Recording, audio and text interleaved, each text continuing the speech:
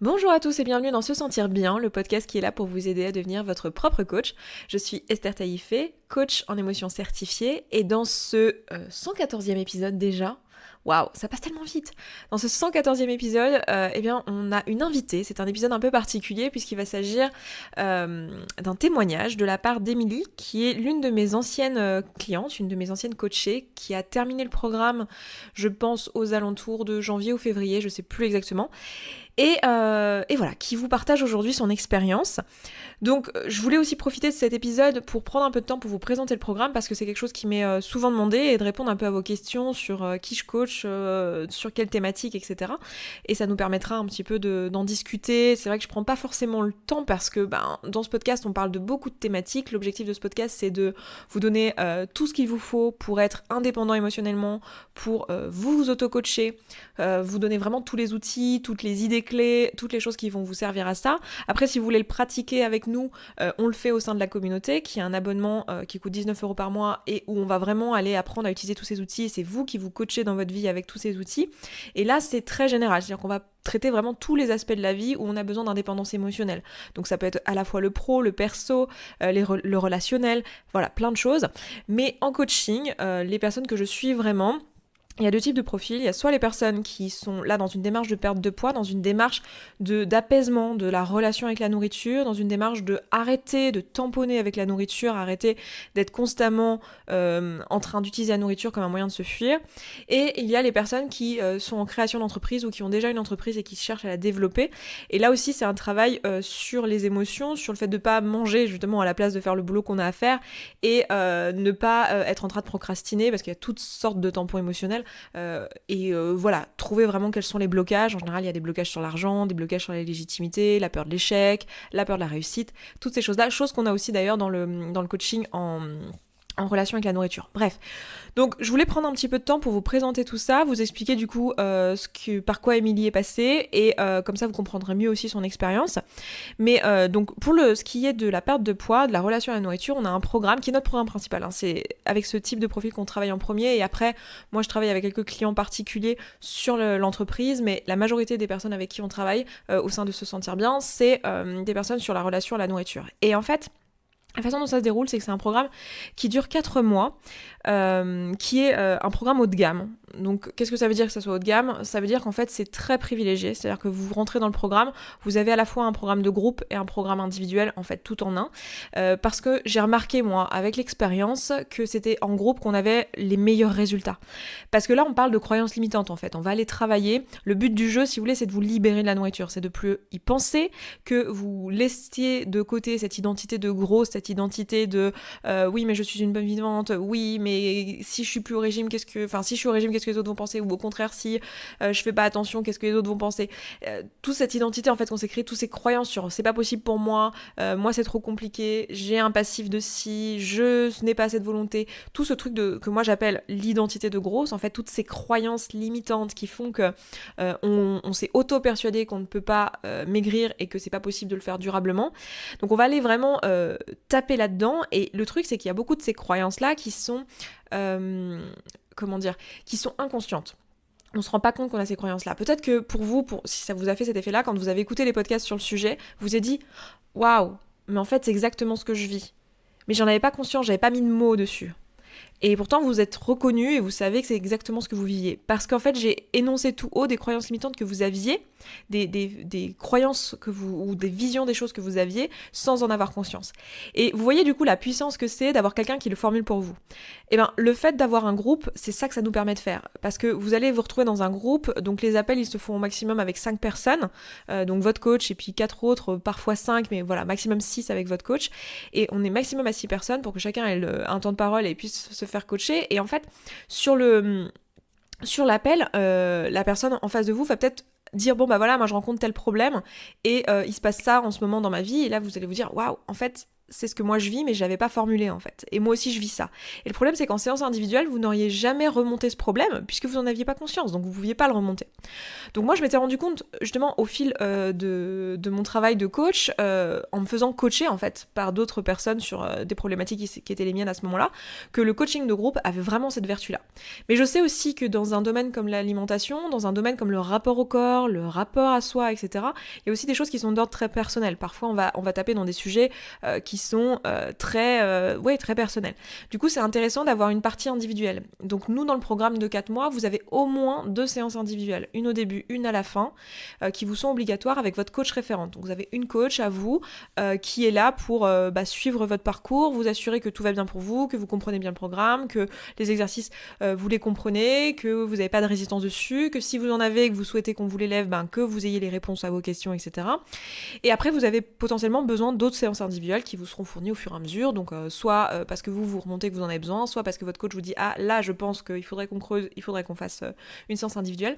Donc vous avez vraiment une prise en charge qui est extrêmement haut de gamme. Vous avez aussi accès à une nutritionniste qui est là au sein du programme si à un moment donné il se trouve que l'alimentation ça mérite d'aller voir quelqu'un qui va vous aider à composer vos menus, etc.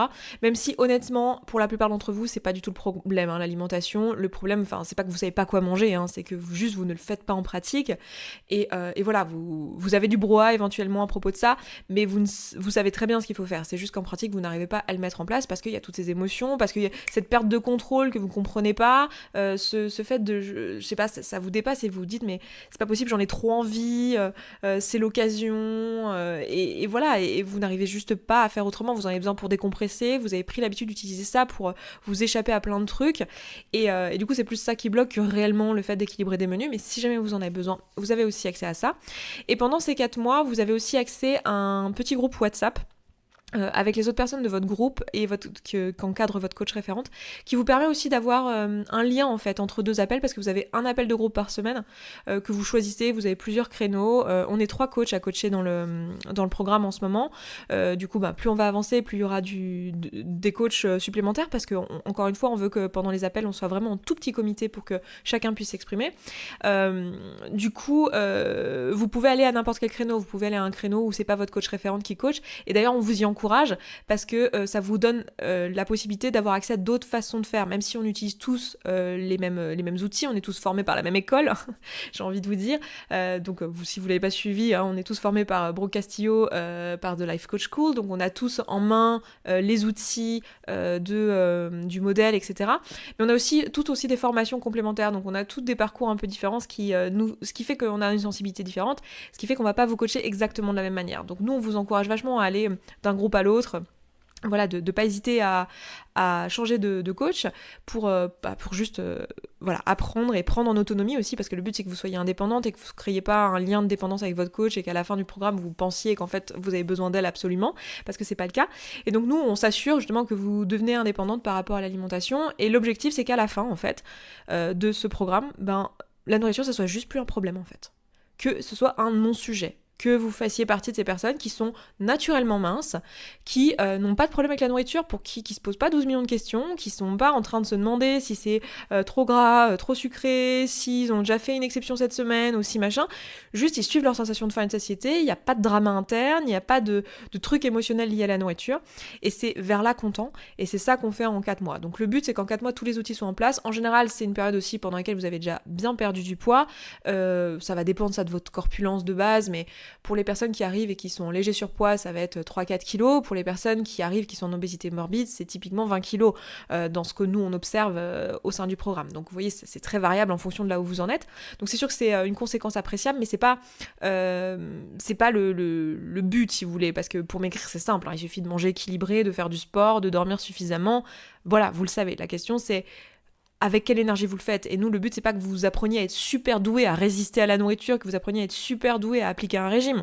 Le but, c'est que vraiment, il n'y ait plus les pensées de base qui créaient l'envie, que vous n'ayez plus envie de manger quand vous n'avez pas faim, en fait. On n'a plus ça. On a résolu le problème à la source. Donc c'est pour ça qu'on met en place tous les outils, c'est pour ça que ça prend 4 mois aussi.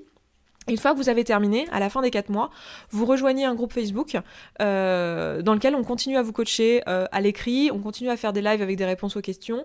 C'est vraiment un groupe privilégié aussi, et ça c'est à vie en fait. Donc vous aurez toujours un soutien, parce que admettons que à 4 mois, vous êtes complètement indépendant, vous êtes complètement autonome, mais admettons que dans 6 mois ou dans un an après, il vous arrive un gros truc dans votre vie, vous avez un gros truc émotionnel et vous savez pas le gérer et vous avez besoin d'un petit coup de boost. Et ben, vous avez accès à ça. Vous aurez toujours un peu la possibilité de demander de l'aide, de recevoir de l'aide si vous le cherchez et voilà, un genre de soutien un peu sur le long terme, bien que bien sûr au bout des 4 mois, vous êtes totalement autonome. Pour la plupart d'entre vous, vous avez même fini votre perte de poids. Après, ça va dépendre. Voilà, si vous êtes en obésité morbide, non, vous n'avez pas fini au bout de 4 mois. Mais si vous rentrez avec un léger surpoids ou une petite obésité, il y a de bonnes chances que vous ayez plus ou moins fini votre perte de poids au bout des 4 mois. Donc voilà un peu pour comment se déroule le programme. Nous, on signe un contrat avec vous qui nous engage à vous emmener à votre résultat. Et vous, vous vous engagez à faire le boulot aussi de votre côté et à prendre vos responsabilités. Et puis, si il se trouve qu'au bout des 4 mois, parce qu'il vous arrive quelque chose, une circonstance qui fait que vous n'êtes pas exactement là où vous vouliez être, de toute façon, on vous suit jusqu'à ce que le résultat soit obtenu. C'est arrivé pour quelques-unes, ça arrive rarement, mais c'est arrivé et ça s'est plutôt bien passé. Je pense à une de nos coachées justement là qui est sortie cette semaine et c'est génial parce que pendant la période, elle a pas réussi à mettre en place tous les outils, elle s'est pas approprié tout pendant le temps imparti parce qu'elle était en période d'examen tout simplement, enfin c'est aussi bête que ça, mais elle avait d'autres choses qui sont venues prioritaires. Alors c'est pas, je veux pas vous ancrer le fait que si vous êtes en période d'examen vous pouvez pas vous faire coacher, c'est plus que comme elle était en période d'examen, elle a décidé que sa priorité n'était pas le coaching, donc forcément elle a pas eu les résultats qu'elle aurait eu si elle en avait fait sa priorité, ce qui est tout à fait normal. Mais du coup elle a eu les résultats après, et je crois que là elle est à plus de 20 kilos de perte, donc c'est super, plus de problèmes au dos, enfin voilà, c'est génial quoi. Donc voilà, je crois, pour tout ce que j'ai envie de vous dire à propos du programme. Après, au sein du programme, vous avez plein de choses, vous avez des vidéos à votre disposition, vous avez des PDF avec tous les outils qui vous sont expliqués, vous avez toutes les semaines, on fait un appel spécial sur les croyances limitantes où c'est vous qui choisissez le sujet et on lève un peu des croyances précises sur une thématique précise, par exemple, je sais pas, les repas de Noël, je sais pas, le retour du boulot, des moments vraiment précis dans votre journée, on va aller un peu taper toutes les croyances qu'il y a autour de cette période-là ou de cet aspect-là. On a parlé de l'argent récemment, des croyances autour de l'argent, voilà, plein de choses. Donc voilà, il y a plein de choses. Honnêtement, dès qu'on s'aperçoit qu'il manque quelque chose à votre réussite, on va le rajouter.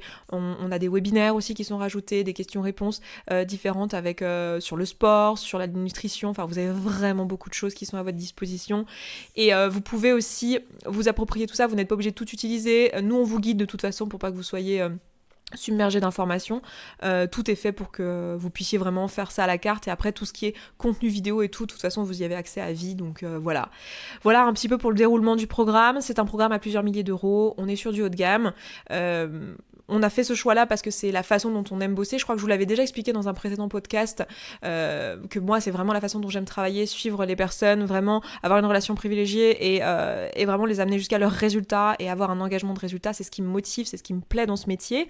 Et ça me permet aussi de créer tout ce contenu gratuit, de délivrer tous les outils de manière gratuite pour les personnes qui, évidemment, n'ont pas forcément envie de faire d'un coaching ODM leur priorité dans leur vie. Voilà, pour que ça soit... pour moi, j'ai jugé en tout cas que c'était la manière la plus efficace d'aider le maximum de personnes et d'avoir quand même une entreprise qui soit rentable et qui permette de vivre, de faire vivre le podcast, de faire vivre les personnes qui travaillent pour moi, etc. Donc moi je prends un plaisir infini, même si c'est pas tellement le sujet de cette vidéo, mais je prends un plaisir infini à bosser sur ces thématiques-là et à faire ce boulot, et je suis tellement fière quand je vois comment les filles sortent du programme et le changement de vie, parce qu'en fait ça touche à tous les aspects de la vie. Évidemment on a parlé du poids, mais en fait évidemment comme le problème c'est pas la faim, la solution c'est pas de manger, donc quel est le problème en fait, c'était pas la faim, donc vous imaginez bien qu'il y a plein de choses et on résout plein de choses pendant le programme et c'est vraiment juste génial. Donc voilà pour la présentation que je voulais vous faire. Je vais vous laisser avec le témoignage d'Émilie. Et puis soyez indulgents sur le son parce que évidemment c'est un enregistrement qui a été fait via un Zoom, via un Skype, etc. Donc c'est pas la même qualité que si on était dans un studio d'enregistrement comme je le suis là avec un micro, etc. Mais c'est tout à fait audible évidemment. Mais voilà, la qualité est un petit peu différente du coup. Et puis moi je vous retrouve à la fin pour conclure sur cet épisode. Bonjour Émilie, merci d'être là, c'est trop cool. Je suis très contente que tu aies accepté de nous apporter un peu ton témoignage. Comment tu vas ? Ça va très bien, je suis contente qu'on se revoie. Ça fait quelques mois déjà qu'on a fini le coaching ensemble. Et vraiment, je suis contente de pouvoir participer à ces témoignages et essayer de d'expliquer un petit peu aux gens mon parcours. Du coup, quand est-ce que tu as coaché avec moi? Quels résultats tu as eu? Enfin, est-ce que tu veux bien déjà vite fait nous dire un peu voilà, ce que tu as fait exactement? Donc, en fait, j'ai d'abord commencé à écouter les vidéos et les podcasts avant qu'on se mette à coacher vraiment ensemble. C'est ce qui a fait partie du déclic, c'est-à-dire que c'est vraiment les choses qui ont commencé à se mettre en place avant même de coacher. Et puis, je me suis rendu compte qu'en fait, toute seule, il y avait plein de petites choses que je faisais pas bien. Voilà, il y avait typiquement sur le jeûne intermittent, il y avait des petits trucs que j'avais pas totalement compris et je prenais quand même un petit peu, voilà, un jus d'orange le matin. Et du coup, ça cassait le jeûne. Ça marchait pas. Et c'est en faisant la première séance ensemble, voilà, qui permet de savoir si on va s'entendre sur le coaching et si ça peut être intéressant, que tu m'as déjà débloqué pas mal de choses. Et je me suis dit, bon, allez, je pense qu'il faut vraiment que je m'y mette. Et c'était donc en septembre 2018. Entre mi-septembre et fin janvier, j'ai perdu 25 kilos. Et du coup, on a arrêté le coaching là, mi-février. Là, on est 2-3 mois plus tard. Et alors, tu as tout repris? T'as tout repris? Absolument pas. Donc, j'ai pas continué à perdre après le coaching, mais là, je pense que c'était plus des choix personnels. Et puis, mais par contre, voilà, j'ai gagné en plein de choses. Voilà, même si depuis la fin du coaching, j'ai pas du tout repris de poids, mais j'en ai pas perdu plus. Et du coup, alors le poids, c'est cool si tu veux, mais je pense qu'il y a beaucoup de personnes qui regardent cette vidéo ou qui écoutent ce podcast, parce qu'on a dit qu'on allait aussi le mettre sur les podcasts, qui t'écoutent là, qui disent oui, bon, 25 kilos, je sais le faire. Quand on a de l'obésité, on a déjà perdu plusieurs fois 25 kilos dans sa vie, mais qu'est-ce que ça a changé en fait? Qu'est-ce que ça a changé de plus que juste le poids pour toi? Alors, pour le coup, moi, je ne fais pas partie des gens qui avaient fait du yo-yo et qui avaient réellement fait plein de régimes dans leur vie. J'ai pris du poids très progressivement pendant une vingtaine d'années, donc entre mes 18 et 38 ans. Je savais qu'un jour, j'aurais un déclic, que je comprendrais quelque chose que je ne faisais pas bien. Et moi, j'avais raison d'y croire, puisqu'effectivement, c'est exactement ce qui s'est passé. Et là, finalement, ce qui est intéressant, c'est pas le poids qui est perdu, bien sûr, ça rajoute dans le bien-être du quotidien, mais c'est surtout la partie du brouhaha mental, d'avoir compris les choses et de savoir gérer, donc de savoir gérer les tampons émotionnels, de savoir gérer les tentations quand elles se présentent, de savoir dire oui, dire non, m'écouter, savoir quand, donc moi je fais régulièrement des cocktails le soir ou des choses pour des raisons professionnelles. Si j'ai pas faim, je vais pas manger, ce qui ne m'était jamais arrivé avant. Le coup du macaron que tu expliques régulièrement dans les podcasts ou les vidéos m'arrive tout le temps. C'est le moment du dessert, même si je n'ai pas faim. S'il y a des choses que j'aime bien sur le buffet, avant je les mangeais sans jamais me poser la question. Alors que maintenant, naturellement, par défaut, je ne le mange pas. Et après, je peux me poser la question de est-ce que j'ai faim, est-ce que je prends la décision à savoir si je vais ou si je ne vais pas manger.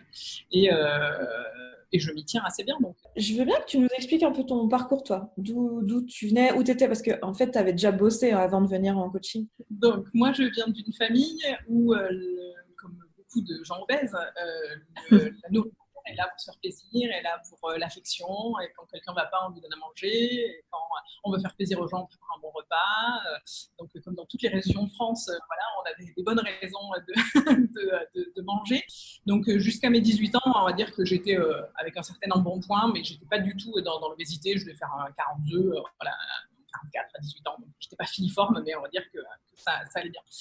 Et puis, le drame a été quand je suis partie faire mes études. Donc, je suis partie, mes parents habitent dans le sud de la France et je suis partie faire mes études à Paris. Donc, je ne rentrais pas non plus très souvent. Et là, petit à petit, donc déjà, j'ai arrêté le sport. Puis, j'ai commencé à manger n'importe quoi, comme une étudiante qui ne sait pas se faire à manger. Et donc, petit à petit, j'ai pris 2-3 kilos par an au fur et à mesure. J'ai toujours plutôt bien assumé mon poids. Je me suis jamais trop dénigrée.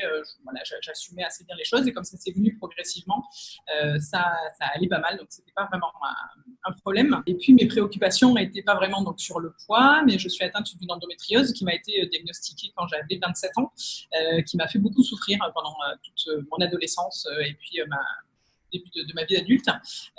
Et du coup, j'ai plutôt focalisé tout mon développement personnel et toute mon énergie de travail sur moi, plus sur la maladie que sur le poids.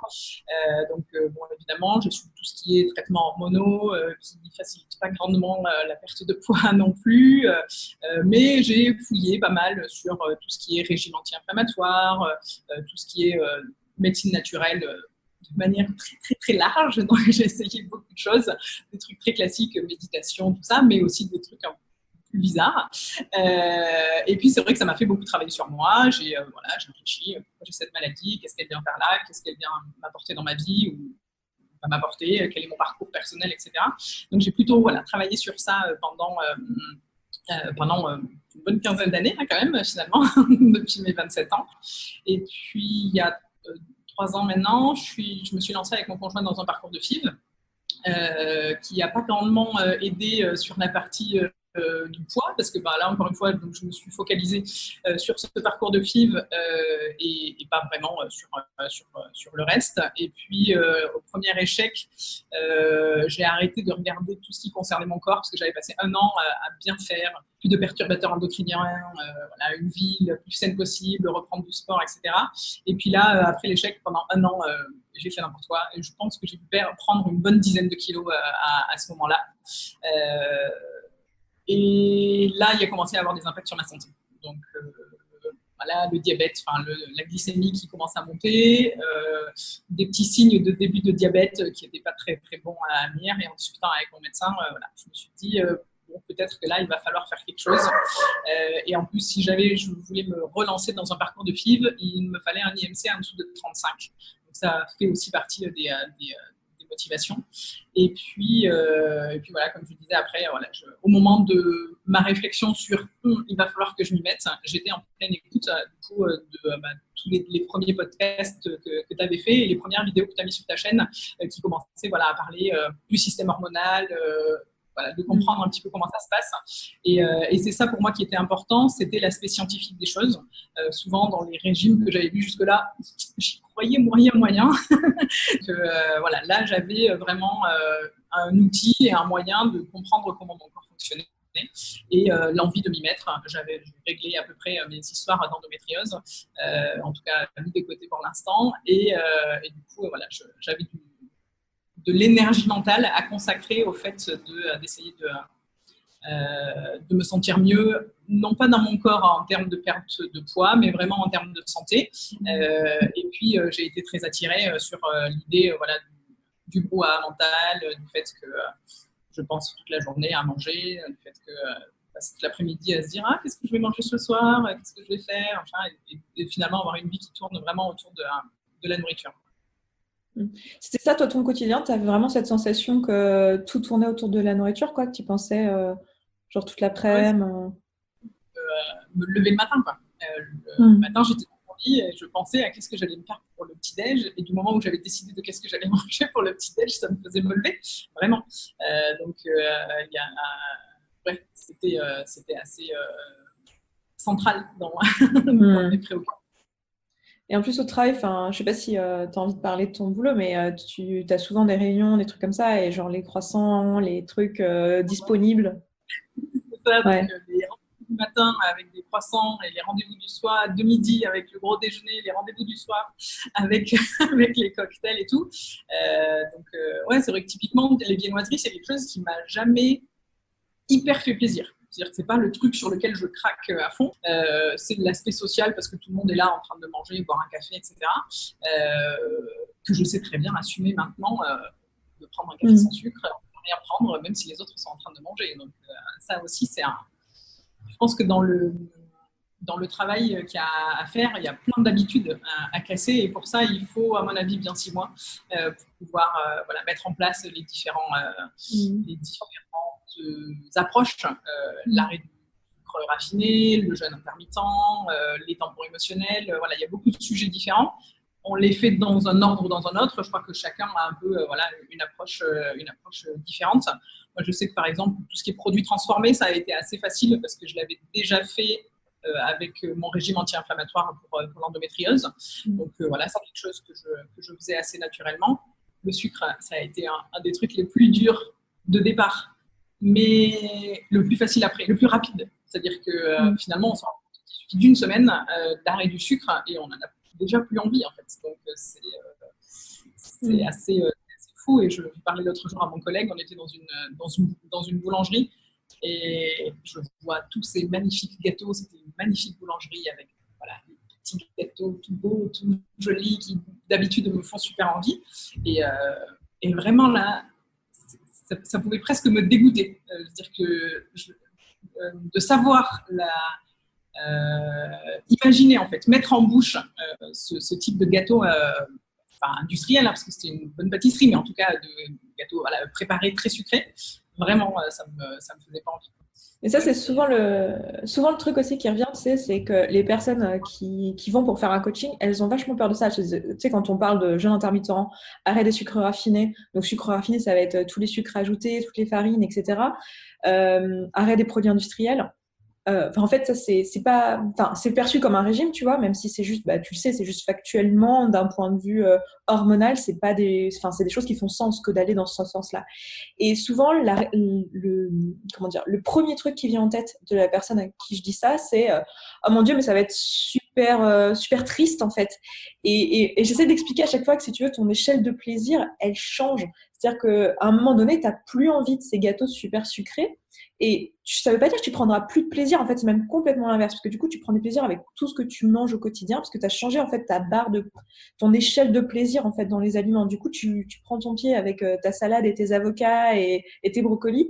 Et tu prends aussi ton pied avec les repas plaisir que tu te fais, mais d'une manière tellement différente. Je ne sais pas si tu as ressenti ça aussi. Est-ce que c'est plus fade, quoi? Est-ce que ta vie est plus fade depuis que tu n'as plus envie de pâtisserie, quoi? Au contraire, c'est-à-dire qu'il y a des trucs qui me faisaient un peu plaisir avant. Qu'est-ce que je pourrais donner comme exemple? Le chocolat que j'ai arrêté pendant pas mal de temps. Et là, maintenant, quand je prends un carré de chocolat, je me régale avec un carré de chocolat, un carré de bon chocolat.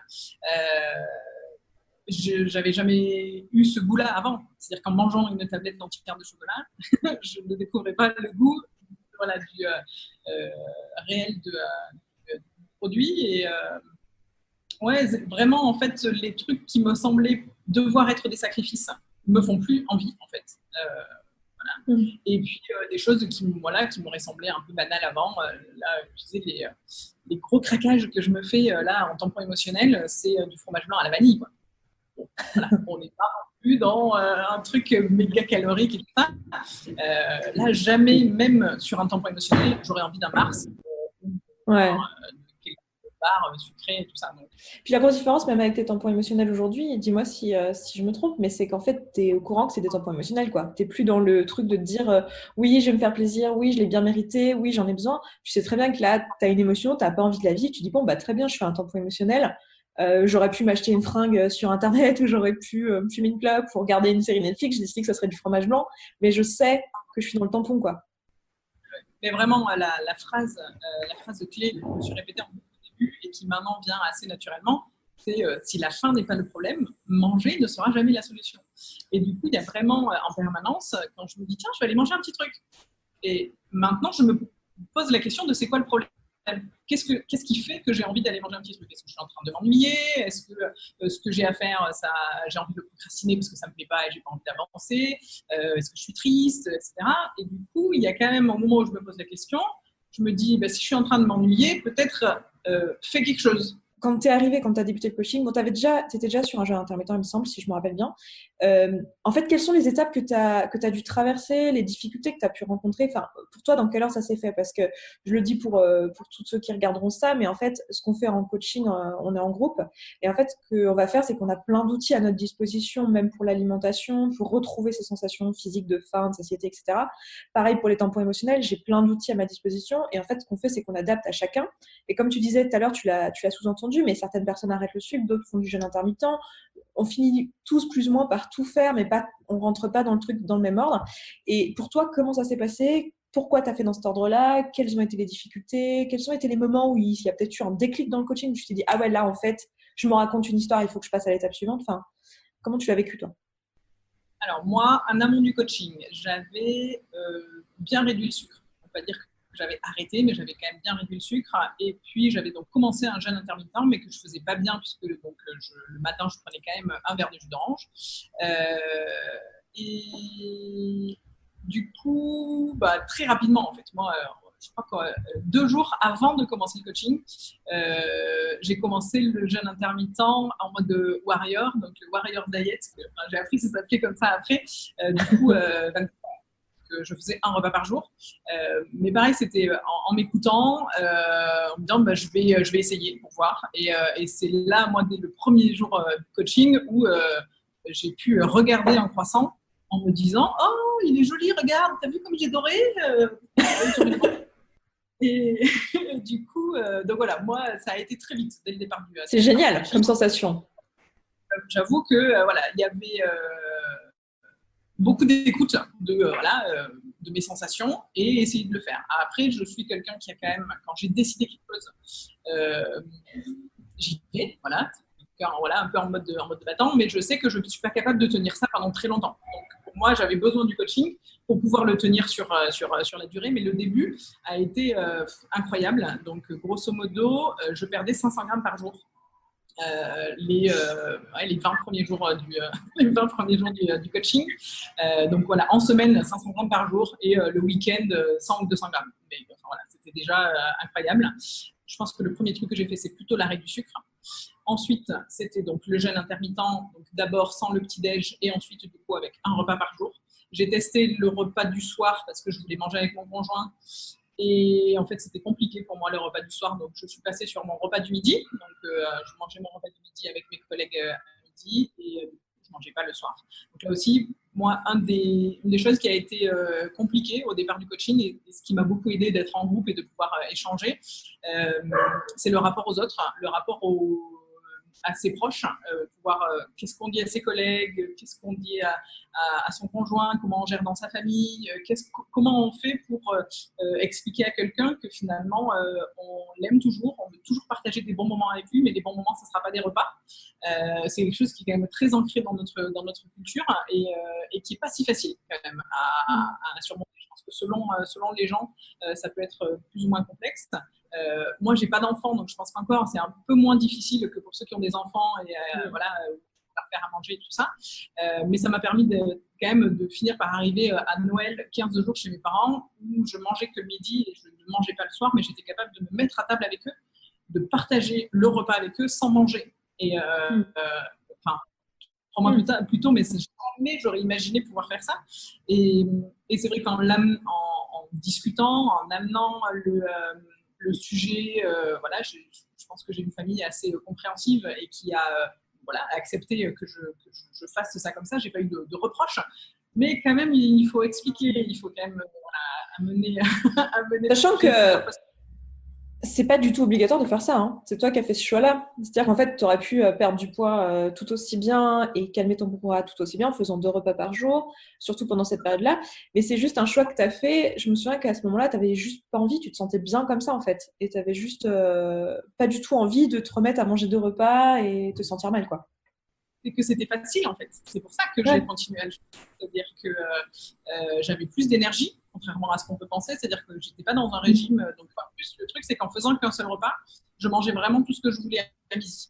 Je ne me restreignais pas du tout dans l'identité, ni même trop dans ce que je mangeais. Alors voilà, si pour perdre 500 grammes par jour, c'était vraiment un repas qui est plutôt équilibré. Mais les jours où, typiquement pendant la période de Noël, où un repas, mais un bon repas avec du chocolat, avec des gâteaux, avec du sucre. Ça me permettait de jongler. C'est soit je faisais 2 repas équilibrés, soit je faisais un gros repas où je pouvais me permettre ce que je voulais, et ensuite là, je sautais le suivant. Mais je suis d'accord, après c'était ma manière, moi, de fonctionner parce que j'ai trouvé ça facile. Et je pense que si là je veux me remettre à perdre du poids, je me remettrai bien dans ce mode-là. Parce que j'ai trouvé ça vraiment, c'était une expérience incroyable de voir les résultats comme ça facilement au quotidien, sans que. Et puis plus on le fait, plus le corps a l'habitude, plus l'esprit a l'habitude, plus l'entourage a l'habitude, et du coup à la fin ça devient vraiment facile, quoi. Du coup, là, aujourd'hui, tu fais quoi? Tu es sur un jeûne intermittent toujours, mais avec 2 repas, c'est ça? Tu es sur quoi, là? Donc, je fais peu de petits-déj, donc ça m'arrive le week-end, parce que ça fait quand même toujours partie des choses qui me font envie. Mais on va dire qu'en semaine, jamais de petit-déj.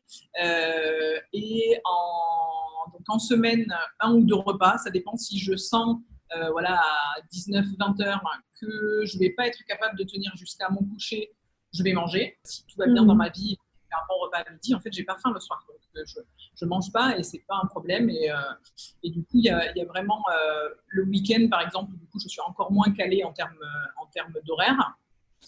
Avec mon conjoint, on mange. On a décidé qu'on avait faim, parfois ensemble, parfois pas ensemble. Et c'est pas grave. Du coup, il y a vraiment cette liberté d'écouter son corps et de se dire bon, ben là, j'ai faim, je mange. J'ai pas faim, je mange. C'est pas de régularité, mais du coup, je suis totalement stable sur mon poids et ce mode de fonctionnement, je suis vraiment capable de le tenir à vie. C'est-à-dire que c'est pas quelque chose où je me dis ah ouais, mais je suis quand même en train de me restreindre, je sais pas si je vais y arriver, je vais finir par reprendre. Je ne me pose même pas la question. Là, je sais que j'ai perdu ces 25 kilos et que je ne les reprendrai pas. Si j'ai envie de descendre plus, il faut que je me remette avec un peu plus de précision, parce que c'est la précision dans l'ensemble des outils qui vont permettre d'avancer. Mais enfin voilà, pour l'instant, je me sens bien dans mon corps. J'ai d'autres choses à gérer. D'ailleurs, un des freins que j'avais dès le départ du coaching, c'était que je savais que à un moment, j'allais passer à autre chose. Et qu'au moment où j'allais passer à autre chose, j'arrêterais de perdre du poids. Mais donc, ça a été une réalité, effectivement. À la fin du coaching, je suis passée à autre chose dans ma vie et je gère d'autres choses. Et du coup, j'arrête de perdre du poids. Mais je sais que je peux le refaire, que j'ai tous les outils et que, quoi qu'il en soit, je n'ai pas repris le poids que j'avais perdu pendant ces quelques mois. Et tu sais que tu ne le reprendras pas, quoi. Tu as cette certitude. Qu'est-ce qui fait que tu as cette certitude, en fait? Je sais pas, comme une fois que tu as appris à faire du vélo, tu sais que tu sauras faire du vélo toute ta vie, en fait. Il n'y a pas besoin de te dire ah ouais, mais est-ce qu'un jour je vais désapprendre. J'ai appris le fonctionnement de mon corps, je sais. Alors, peut-être si j'avais plus de balance. Parce que la balance m'aide quand même beaucoup à réguler. Donc là, je varie à plus ou moins 1 kilo voilà, selon la semaine, le week-end, etc. Je sais que les périodes de ma vie où j'ai pris beaucoup de poids, c'est parce que je ne regardais plus du tout. Donc, si je ne suivais plus du tout mon poids, voilà, il est possible que je m'emballe et que je ne regarde plus. Voilà. Mais là, ça me semble vraiment... puis j'ai pas envie de le reprendre ce poids parce que je me sens quand même mieux comme ça. J'avais des gros problèmes de dos, j'ai plus du tout mal au dos. J'avais des gros problèmes de régulation du métabolisme. J'avais toujours très très chaud. Bon, il se trouve que j'habite à La Réunion, alors ça facilite pas non plus les choses. Mais du coup, j'ai beaucoup moins chaud qu'avant. Voilà, je peux porter les chaussures que je veux. Commençait à devenir un peu compliqué avec le poids que je faisais. Voilà, il y a plein de petits trucs qui font que... J'allais justement te poser la question, est-ce que tu as vu un changement au niveau du prédiabète, de la glycémie, etc., de ce que tu vivais? Et l'endométriose aussi au niveau des douleurs. Enfin, est-ce qu'il y a eu des changements ou pas du tout, hein? Ça peut être pas le cas, mais... Ouais, alors, sur l'endométriose, il se trouve que je suis en ce moment sous traitement hormonal depuis plusieurs années. Et ça... C'est dur à dire du coup. Sur le diabète, j'ai revu mon médecin qui a été estomaqué sur ma perte de poids, mais j'ai pas eu droit à « Oh, c'est trop rapide !» Donc, je suis contente. Il y a quand même des gens, et je comprends toujours pas, parce que j'ai un peu provoqué les gens quand ils m'ont dit 25 kilos en 4 mois, ah non, mais il faut pas. Hein. Ah oui, pourquoi il faut pas? C'est quoi, ça va être quoi le problème en fait si j'ai perdu trop de poids? À part qu'effectivement, j'ai la peau un peu moins tendue qu'avant, c'est quoi le danger? Et c'est vrai que surtout que là, c'est ton corps qui décide en plus. Surtout que là, c'est pas de la restriction, quoi. Je veux dire, à aucun moment tu t'es restreinte, c'est ton corps qui décide. Tu l'as juste calibré hormonalement, puis il a eu l'opportunité de perdre du poids, il l'a perdu, quoi. Le corps était très content de perdre 25 kilos, ils se sont beaucoup comme ça qu'avant. Donc voilà, si je le sens sur tout ce qui est digestion, le fait de manger le soir, ou moins souvent et tout ça, donc j'ai moins de problèmes gastriques. Bon, le dos, vraiment, ça a été radical. Et après, voilà, des petits conforts de femme, de pouvoir reporter les vêtements que je veux, pouvoir rentrer dans un centre commercial et choisir les boutiques dans lesquelles je vais et pas aller dans la seule boutique où il y a du 52 quoi. Ouais, bien sûr. Ouais. Ça m'a appris à être plus forte et un peu plus, on va pas dire égoïste, mais centrée sur moi, sur mes besoins et sur l'impact que peut avoir. Oui, alors très bien, je vais chez quelqu'un, ça lui fera très plaisir si je mange une part de son gâteau, mais moi je sais que derrière, ça va avoir un impact sur les 2 ou 3 jours suivants sur mes appels au sucre. Je suis capable de lui dire bah non merci, en fait je vais pas manger de gâteau maintenant, si tu veux tu peux me donner une part, je la prendrai avec plaisir, je la mangerai demain, mais pas maintenant. Et je suis pas sûre que j'aurais été capable de faire ça, voilà, c'est une habitude quoi. Avant le coaching, toute seule, je l'aurais jamais fait, je n'aurais jamais assumé de pouvoir c'est son émotion à elle, la personne, de gérer ça, et c'est pas à moi, je veux pas que ça ait un impact sur ma psyché pendant plusieurs jours, juste parce que j'ai dû manger une part de gâteau. Ouais, je comprends. Et c'est vachement courageux, je trouve, ce travail-là, et c'est vrai que c'est souvent l'un des trucs qui fait le plus peur, en fait, c'est de se dire, attends, est-ce que je vais réussir à assumer qui je suis et à faire les choses pour moi? Et c'est un peu ça c'est totalement ça qu'on apprend, en fait, à être qui vous êtes. Finalement, c'est un boulot de développement personnel qu'on fait là, quoi. C'est apprendre à se réaffirmer, à dire, OK, qu'est-ce que je veux vraiment, qui je suis, quelle est mon identité? Parce que souvent, on s'est forgé une identité de, tu sais, la bonne vivante, ou mamie gâteau, ou je sais pas quoi, la fille fun qui est jamais au régime, ou ce genre de truc. Et en fait, on n'est plus cette personne-là depuis longtemps. Et du coup, maintenant, ça va dans notre, ça va à notre encontre, en fait. Et c'est cool de voir que toi, tu as repris possession, en fait, de la personne que tu es vraiment, quoi. C'est vrai que sur l'identité, je suis peut-être pas celle dans le groupe à qui ça a posé le plus de soucis, mais on se rend compte en fait que quand on change radicalement de corps, ça a un impact en fait. On nous regarde différemment, notre conjoint, proches, les gens dans la rue, les vendeuses dans les magasins. Voilà, les gens vous regardent différemment, donc vous n'avez pas le même positionnement. Moi, j'ai eu un peu peur de ça. Parce que je suis quelqu'un qui professionnellement s'impose, et le poids aide à s'imposer. Ça fait partie. Je me souviens de l'histoire du charisme. Ouais, je m'en souviens. Ça fait partie des. En fait, j'ai acquis je sais pas, c'est pas mon autorité, mon charisme ou mon positionnement au fur et à mesure que j'ai acquis du poids. Et du coup, c'était un peu ancré en moi quand même le fait qu'en perdant du poids, je perdais de la visibilité, un truc comme ça, l'unicité, c'est-à-dire que le fait d'être en obésité me rendait plus visible dans l'environnement professionnel, bien que je le suis déjà pas mal puisque je travaille dans l'informatique et qu'en étant une femme, c'est déjà assez différent. Mais ouais, ça fait partie des influences. Du coup, ce qui était intéressant pour moi, c'était effectivement le fait de le faire en ligne. J'aurais jamais pu le faire si ça n'avait pas été le cas, puisque je suis à La Réunion. Alors, du coup, bon, on a quelques heures de décalage, mais voilà, ça c'est plutôt bien goupillé sur l'ensemble des séances. Donc, du coup, 21h, 22h en fonction de la période. Et du coup, ça a été, pour moi, c'était le lundi soir, c'est le moment où je fais le point. Donc, j'ai pas trop utilisé moi les outils de routine où je travaillais sur moi tous les jours, parce que c'est pas de cette manière-là que j'ai avancé. Et du coup, je savais qu'au moins une fois par semaine, j'avais 1 à 2 heures sur lesquelles j'allais réfléchir sur mon parcours, sur mes objectifs, sur mes affirmations positives, qu'est-ce que je voulais faire, qu'est-ce que j'avais mal fait la semaine d'avant, qu'est-ce que j'allais faire autrement la semaine suivante. Et ensuite, on débriefait, donc en général une petite heure ou un peu plus selon si on était un peu bavarde. Et il y avait vraiment, voilà, moi c'est le fait de m'obliger à faire le point. que j'ai trouvé super intéressant dans le coaching, et ce qui me manque du coup, un peu maintenant.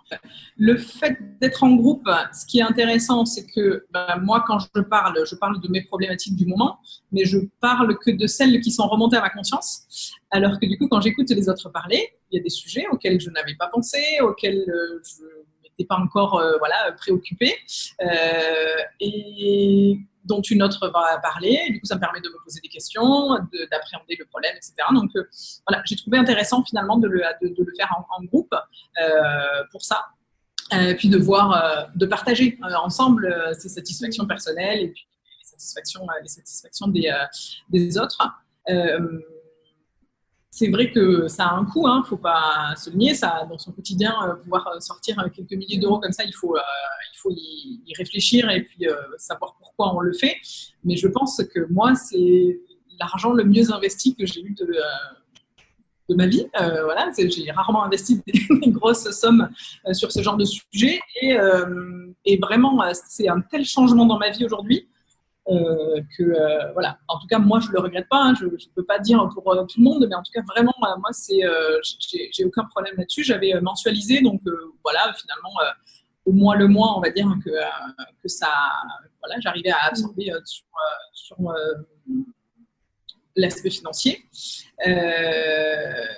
Et puis, non, voilà, je pense que ce qui est intéressant, c'est le fait que c'est gagné.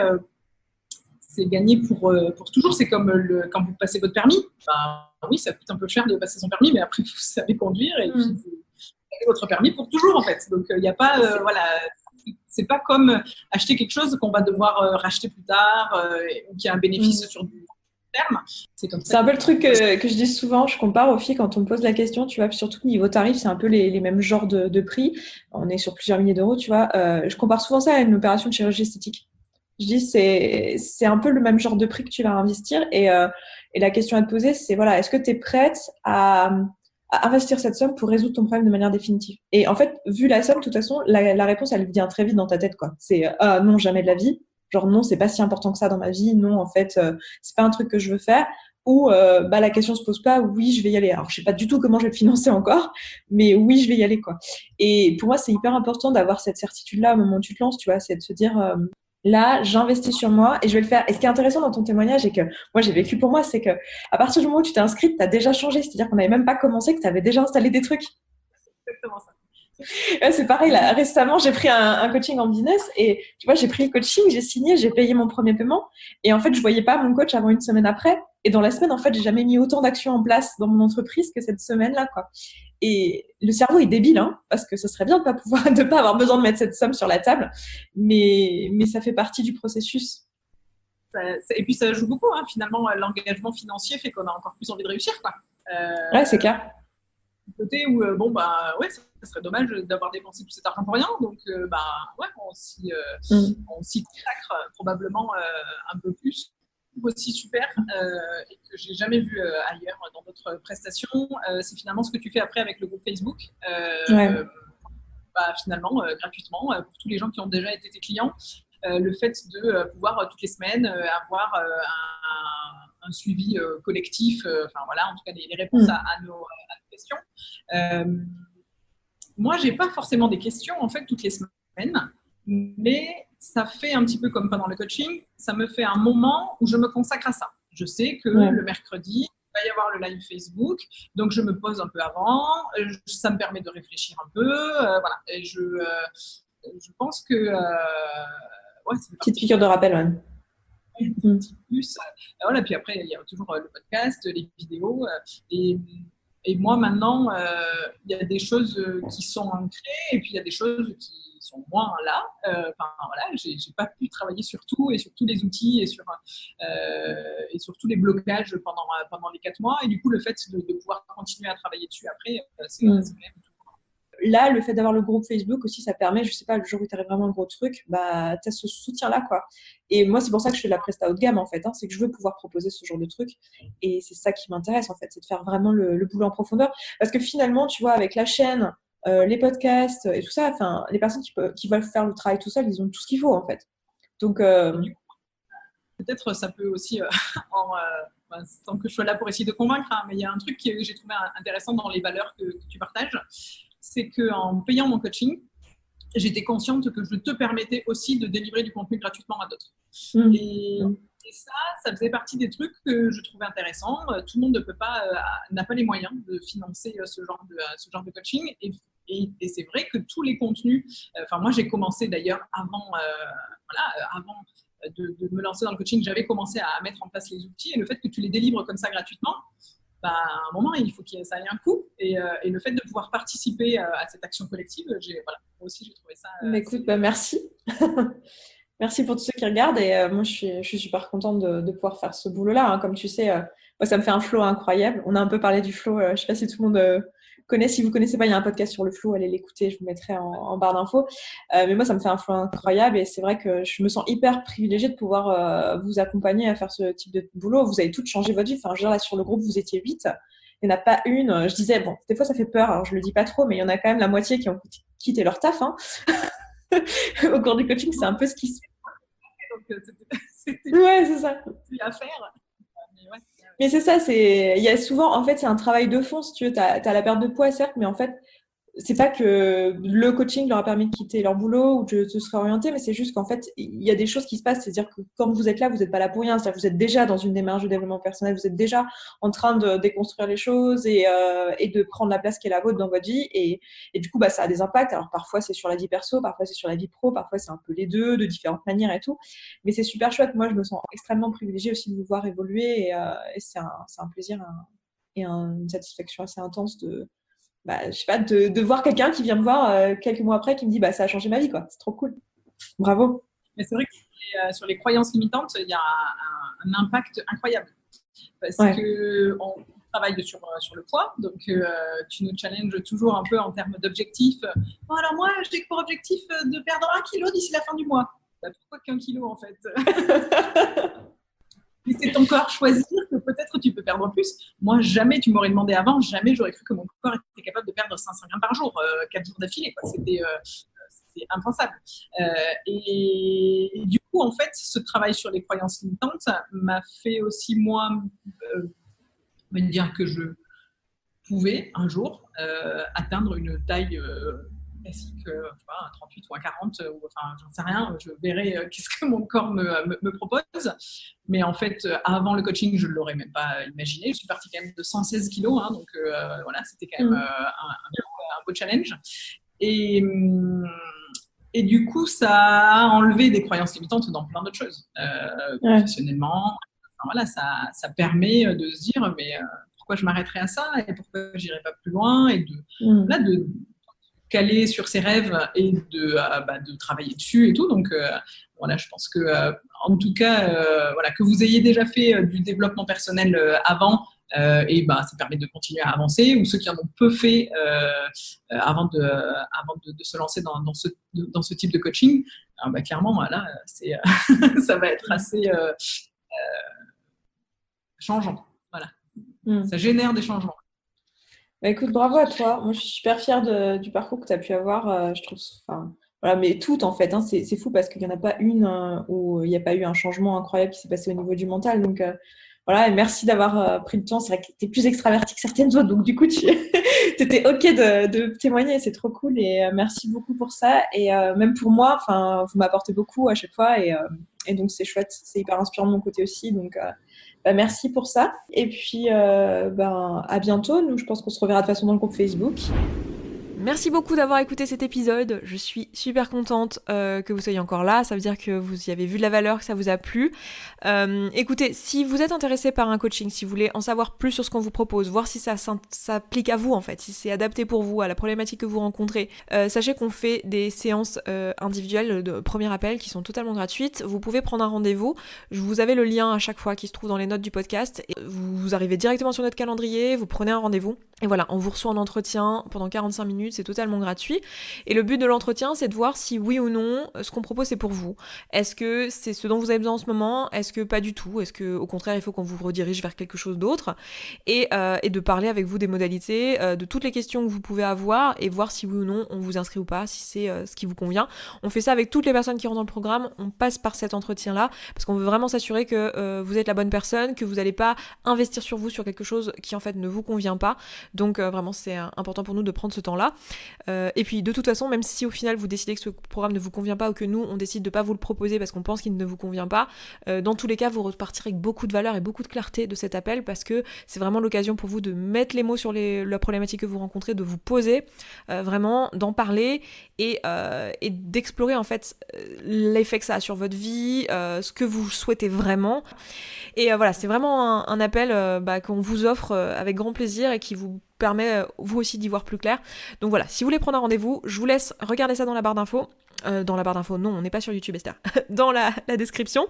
Et puis d'ailleurs, si vous voulez aller sur YouTube, il y a une version courte du témoignage d'Émilie qui est disponible si vous voulez voir son visage, etc. Vous pouvez aller sur la chaîne YouTube, je vous mettrai le lien aussi dans la description de ce podcast. L'épisode est sorti hier, au moment où vous écoutez ça. Voilà, je m'arrête là pour aujourd'hui, je vous embrasse, je vous souhaite une très belle journée, un excellent week-end, un excellent vendredi, et je vous dis à vendredi prochain. Ciao, ciao.